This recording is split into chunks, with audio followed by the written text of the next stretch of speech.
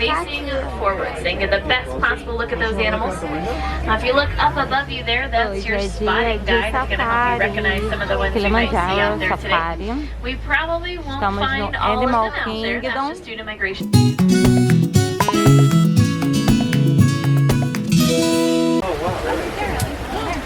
If you look on your right, that is an animal called an okapi. I know it kind of looks like a zebra, but its closest living relative is actually the giraffe. Now, it's also one of the few species where the females are larger than the males. They tend to be a little bit taller and a little bit stockier. And up ahead on your right, these orange-colored animals are called bongos. And both the male and a female bongo have horns. The male's horns are going to be a little bit larger and a little bit thicker. So if you look just up ahead here on your right, kind of crossing through the bushes there, that's the male. You can notice the size difference in his horns there. Wow, this is so cool. If you guys notice, these bongos have white vertical stripes along their body, and that's a great form of camouflage here in the forest. It breaks up their silhouette, makes it just a little bit harder for predators to spot them. So neat. Let's see what this one's in. There we go. Roadblock. Don't want to pull up alongside of it if it's gonna kind of get spooked by something. Oh man, we're on right for it again. And usually their horns can complete a couple spiral twists as they grow. These guys have very large ears, so their hearing is very good. That's why they move very quietly amongst all the vegetation here. That's amazing. If you guys look up on the hill on your right, there's also some greater kudu up there. Those look to be some females. Females do not have horns, the males do. Looks like up ahead here there is a black rhino that's right alongside this broken down tree here. These animals can grow to be about 3,000 pounds and reach a top charging speed of about 35 miles per hour. Now, all rhinos globally, they are facing significant decline. That black rhino especially, there are fewer than 5,000 of that animal left.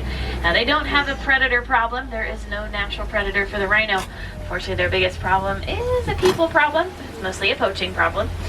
Poachers really only desire one thing on a rhino, and that's its horn, because some cultures think that it can solve anything from the flu to cancer, but it's a pretty big misconception, because rhino horns are only made out of keratin, the exact same thing that's found in your own hair and nails, so it's a pretty common item, and last time I checked, it hasn't been used to solve anything medicinally. So if you really wanted to, you could get the same health benefits of rhino horn if you just chewed on your nails a lot, but that's not really recommended either. And just like your hair and nails, a rhino's horn can grow up to 3 to 6 inches every single year if given the chance. Just sad that a lot of rhinos don't get that opportunity. We're here on the edge of the Aturi forest, and we're entering the Safi River. This tends to be home to a lot of water dwellers. So we're going to make sure we're either looking into that river, along the river bank, or even along the river bottom. Never know what we're going to find there. Oh, and it looks like on your left we found a couple of Nile hippos there. Now, hippos are mostly nocturnal animals. It's a fancy word, just basically means they are going to be a little bit more active at nighttime. So during the day they do tend to stay in the river. It's where they have protection from the heat and the sun.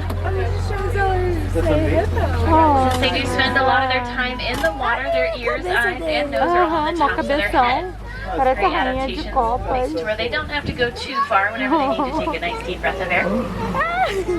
Although they can hold their breath for up to 8 minutes at a time. Those birds we see there on your left, those are called pink-backed pelicans. They get that name because there's several exposed skinned areas on their body, such as around their eyes, their mouth, around their feet, and also on their back. That all turn pink. Hence the name pink-backed pelican.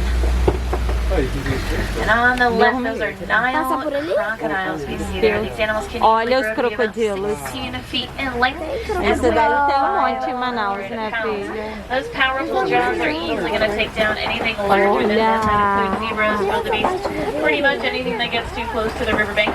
And that mouth contains 64 teeth, and they do have the ability to regrow those teeth if one happens to break off.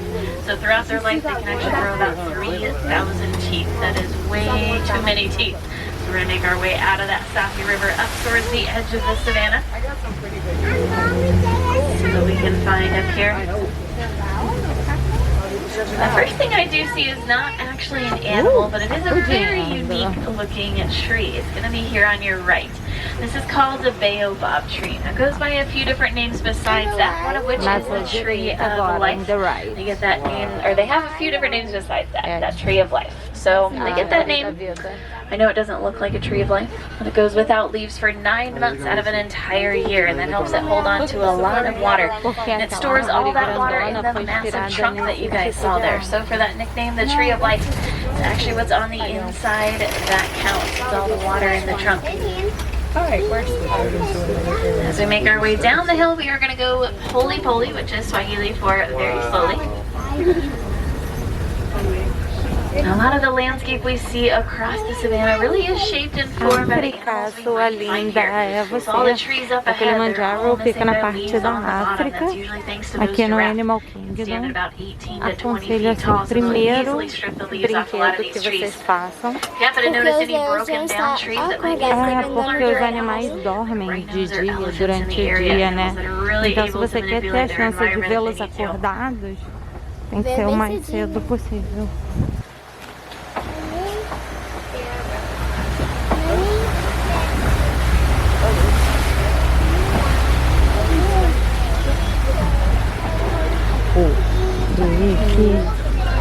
Que são corvos? São corvos? Urubus? Que bicho é esse? Não sei.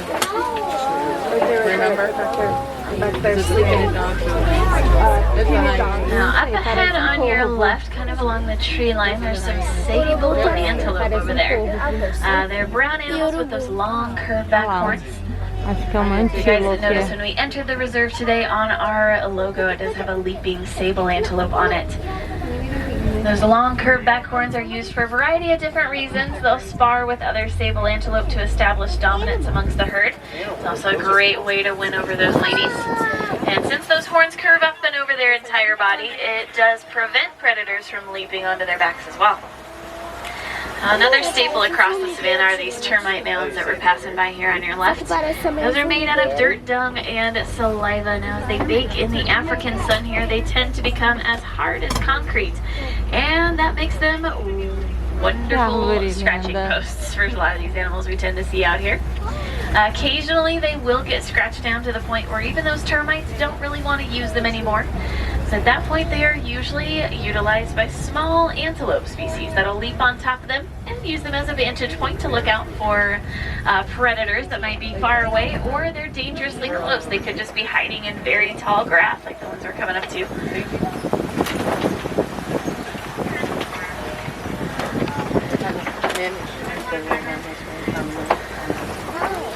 I do see several different, looks to be antelope species up ahead here. Let's get a little bit closer. Let's see what we found here.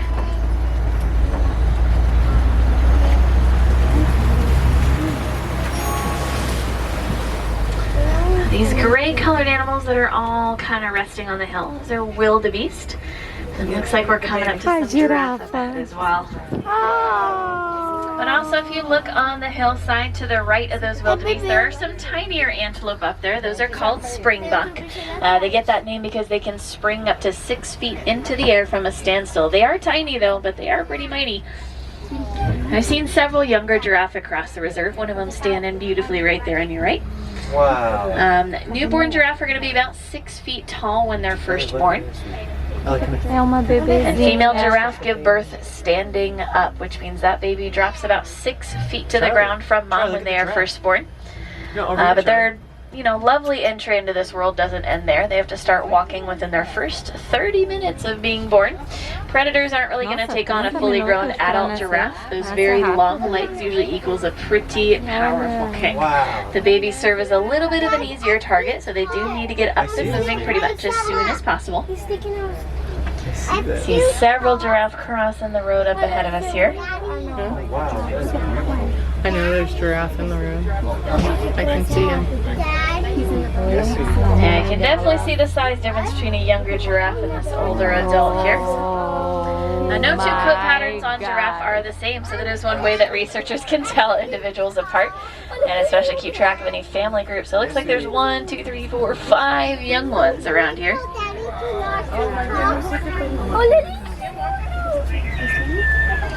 The whole family's frozen. E tem uma olhando pra cá, hein? And the giraffe crossing in front of us, these are Maasai giraffe, contrary to your animal spotting guide above you. It says reticulated. There is a slight visual difference between those two species. Reticulated, their name kind of gives it away. Kind of sounds like rectangle. They're characterized by very boxy type patterns on their coats. It's amazing.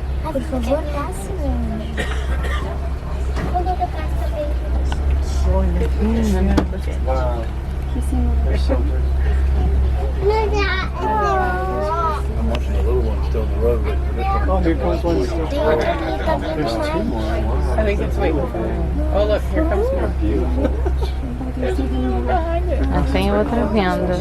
Yeah, we can't go because it's right in the road. What do you want to do? Wait for everybody. It's like the crossing guard.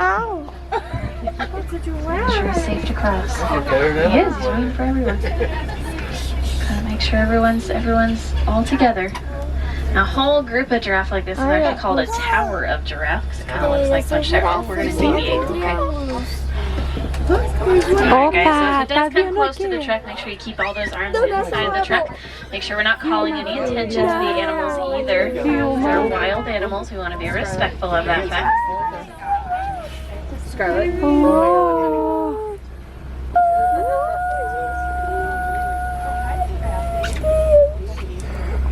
Wow. que linda.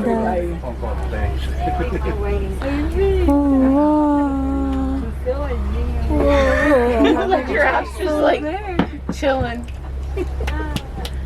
The baby hasn't figured out how to get all the way across. This reserve is massive. These animals can really go wherever they want. But right now, the middle of the road is the best place to be. Filha, gostou da girafa? Amei que ela tá ali atrás. Tá. Gostou dela? We didn't, yeah. Gente, a bicha é elegante, né? A bicha é elegante. Hey, Those what's 2 up? protrusions on top of their head, those are those ossicones that they share in common with their okapi cousins. All right, well, let's sit here. Now, when these giraffe are first born, those ossicones actually lay flat against their head, so it makes it a little bit easier for mom to give birth. Once they start to get older, they'll stand up nice and tall. Oh my god, that's so pretty. That was cool. Ela correu. Ela, bicha. Tem alguma coisa que molha. Linda, né? Maravilhosa. Alright, we do see a broken down tree up ahead, so it looks like we might be entering some elephant territory here. Elefante. Looks like we found Elefante. one there in your guys' right. Male elephants tend to be about 12,000 pounds, while females are just a little bit smaller at about 8,000 pounds. Males will usually be seen traveling alone or in small groups of other males. That's called a bachelor group. Females will usually travel together in a big old herd with all the females and any young that they're traveling with. So we see 2 individuals. There's one back there, and it looks like there's one hiding amongst the trees up ahead here. Here you go. Wow. And flapping their ears like that is a great way for them to bring their body temperature down.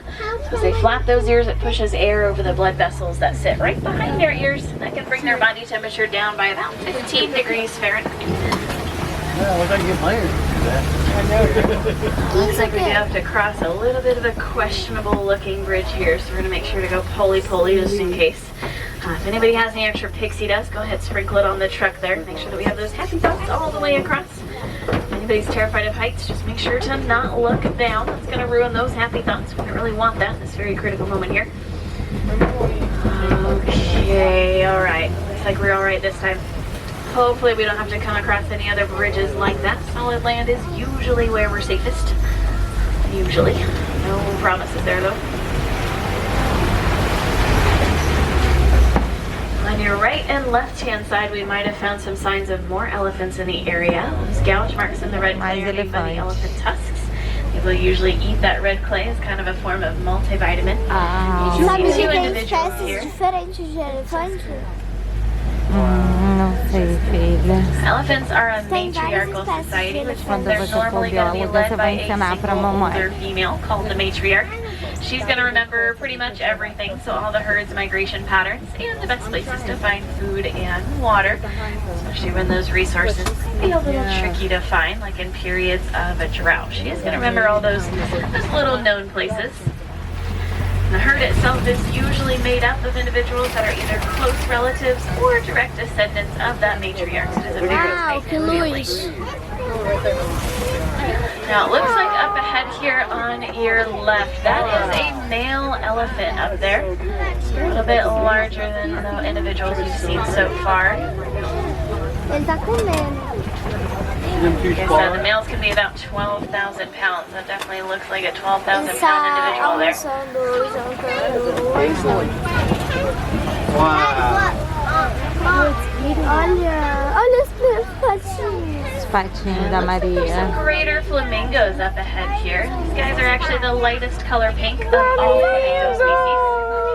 Now, all flamingos, no matter what species they are, they're actually born Eles gray. são They only branquinhos. start to develop Sabia que that os pink flamingos color eles on their ficam feathers rosinhas por when they conta que start eles to eat comem a primary camarão? diet of Oi? brine Os shrimp. flamingos eles ficam Brine rosa shrimp porque eles contains comem a special camarão. ingredient É? called carotene. Então, quero Usually comer what muito gives them camarão. their pink color.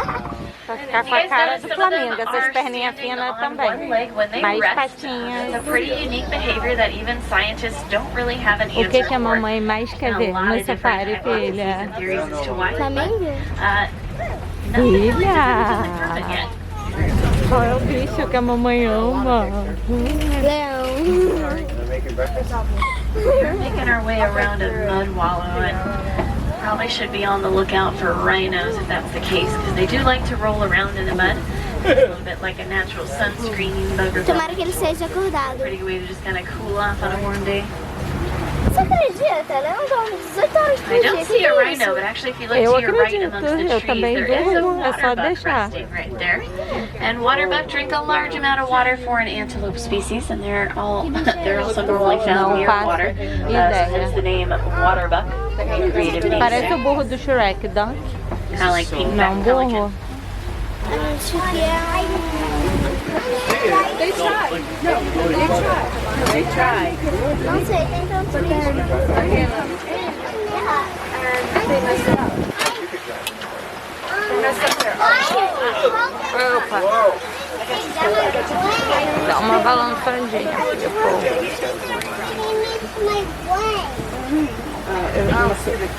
It looks like there might be some copy rocks up ahead.